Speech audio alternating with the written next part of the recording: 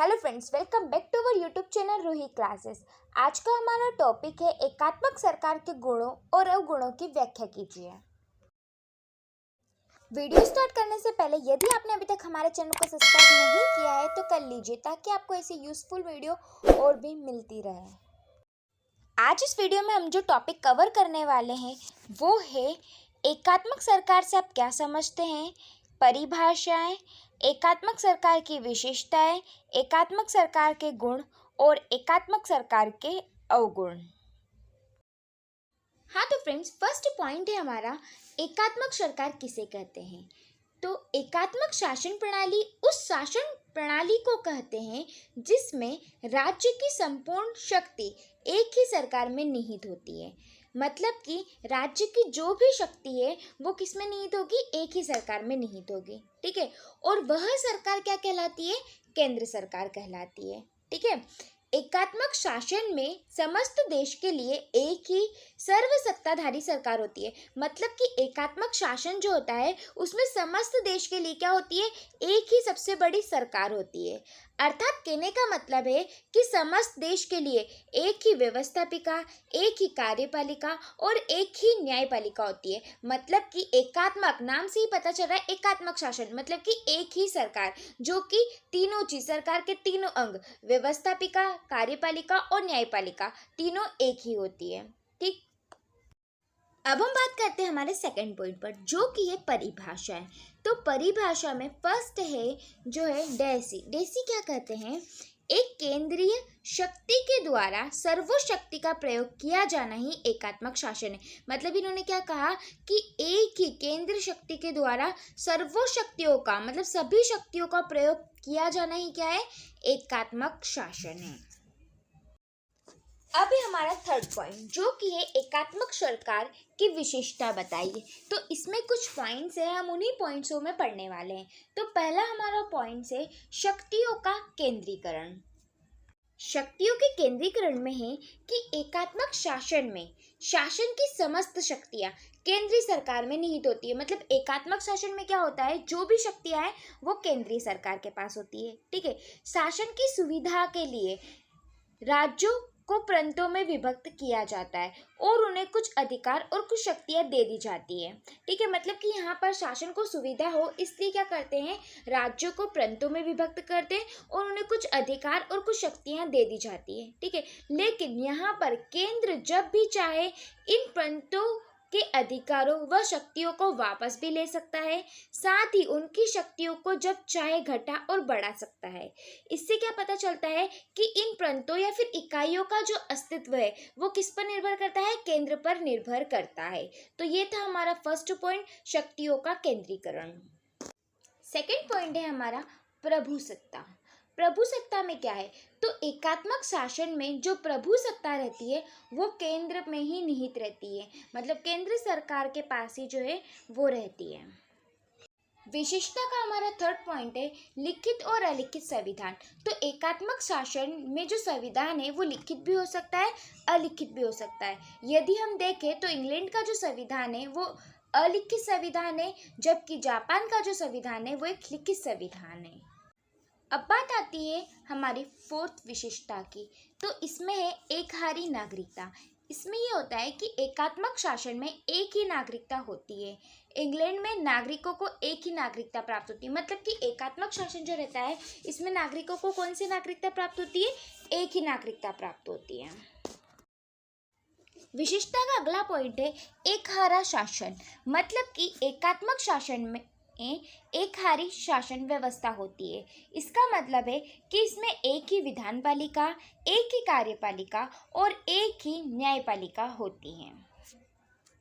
विशेषता का हमारा लास्ट पॉइंट है कठोर एवं लचीला संविधान। तो एकात्मक शासन का जो संविधान होता है वो कठोर भी हो सकता है अथवा लचीला भी हो सकता है। इसमें हम देखें तो इंग्लैंड का जो संविधान है वो लचीला संविधान है, जबकि जापान का जो है वो एक कठोर संविधान है। अब हम देखेंगे हमारा फोर्थ पॉइंट जो कि है एकात्मक शासन के गुण। तो इसमें कुछ पॉइंट्स है जो कि है पहला पॉइंट शक्तिशाली शासन, दूसरा है लचीला शासन, तीसरा है सरल शासन, चौथा है शासन की एकरूपता और पांचवा है कार्यकुशल शासन। तो सबसे पहला जो हमारा पॉइंट है वो है शक्तिशाली शासन। एकात्मक शासन का सबसे बड़ा गुण यह है कि इसमें शासन शक्तिशाली होता है। शासन की समस्त शक्तियां केंद्र सरकार में निहित होती है। विधि का निर्माण करना और क्रियान्वयन करने का उत्तरदायित्व केंद्र सरकार पर ही होता है। मतलब कि ये पॉइंट कहना चाह रहा है कि एकात्मक शासन जो होता है उसका सबसे महत्वपूर्ण गुण ये होता है कि इसमें जो शासन रहता है वो शक्तिशाली रहता है। क्यों? क्योंकि सारी शक्ति ही उसके पास रहती है। तो वही जो है कानून या फिर विधि का निर्माण करता है और वही कानून जो है उसको क्रियान्वयन मतलब कि लागू कराता है। ये सब दायित्व किसका होता है? केंद्र सरकार का होता है। तो इससे क्या पता चलता है कि शासन जो है शक्तिशाली होता है एकात्मक शासन प्रणाली में। दूसरा गुण है इसका लचीला शासन। लचीला शासन में क्या है? तो एकात्मक शासन में जो संविधान होता है वो अत्यधिक कठोर नहीं होता। शासन को परिस्थिति के अनुसार हम परिवर्तन भी कर सकते हैं। आपातकाल के लिए अगर बात करें तो ये जो शासन प्रणाली है एकात्मक शासन प्रणाली, ये बहुत ही अधिक उपयुक्त मानी जाती है। अगला पॉइंट है हमारा सरल शासन। एकात्मक शासन प्रणाली में जो शासन का संगठन होता है वो अत्यधिक सरल होता है। शासन की समस्त शक्तियाँ केंद्र सरकार के पास होती है। प्रांतीय सरकारें प्रत्येक कार्य केंद्र के आदेश पर करती है। प्रभु सत्ता केंद्र के पास होती है, जिसके कारण केंद्रीय सरकार तथा प्रांतीय सरकारों में मतभेद उत्पन्न नहीं होते। मतलब कि एकात्मक शासन जो रहता है ये क्या है? बहुत ही सरल शासन है। क्यों? क्योंकि इसमें जितनी भी शक्तियां हैं वो केंद्र के पास होती है और जो प्रांत है वो केंद्र के कहने पर ही या फिर उसके आदेश पर जो है काम करता है। तो इस प्रकार केंद्रीय सरकार और प्रांतीय सरकार जो है इनके बीच मतभेद जो है वो उत्पन्न नहीं होते। अगला गुण है हमारा शासन की एकरूपता। एकात्मक शासन में शासन की एकरूपता पाई जाती है। विधि निर्माण के लिए एक ही विधान पालिका होती है जो समस्त देश के लिए समान विधियों का निर्माण करती है। इन विधियों को क्रियान्वयन कराने के लिए तथा शासन के संचालन के लिए एक ही कार्यपालिका होती है, जिससे संपूर्ण राज्य में शासन की एकरूपता बनी रहती है।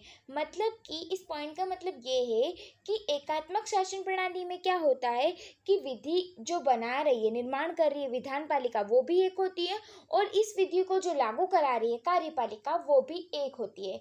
इस प्रकार इस शासन प्रणाली में जो एकरूपता है वो बनी रहती है। लास्ट हमारा गुण है कार्यकुशल शासन। एकात्मक शासन प्रणाली में शासन में कुशलता आ जाती है, क्योंकि इस शासन व्यवस्था में केंद्र तथा प्रांतों में मतभेद तथा गतिरोध उत्पन्न नहीं होते। मतलब कि एकात्मक शासन प्रणाली में क्या होता है कि इसमें कुशलता आ जाती। क्यों? क्योंकि कोई गतिरोध भी नहीं हो रहा है और ना ही केंद्र और प्रांतों के बीच कोई मतभेद हो रहा है। अब हम देखेंगे हमारा लास्ट पॉइंट जो कि है एकात्मक शासन के दोष। तो इस व्यवस्था में या फिर इस शासन में जो है कुछ दोष भी है जिनकी कि हम बात करने वाले। तो फर्स्ट दोष जो है वो ये है केंद्र सरकार का अत्यधिक कार्यभार। मतलब कि एकात्मक शासन प्रणाली जो है इसमें केंद्र सरकार का जो कार्यभार है वो बहुत अधिक बढ़ जाता है। साथ ही केंद्र सरकार जो है वो संपूर्ण कार्यभार जो है वो नहीं संभाल पाती। सेकेंड पॉइंट जो है वो है निरंकुशता की संभावना। एकात्मक शासन प्रणाली में जो समस्त शक्तियाँ रहती है उनका केंद्रीकरण हो जाता है, जिससे कि निरंकुशता की जो है संभावना रहती है। अगला दोष है लोकतंत्र के सिद्धांत के अनुरूप नहीं। एकात्मक शासन प्रणाली जो है ये लोकतंत्र के सिद्धांत के अधिक अनुरूप नहीं होती।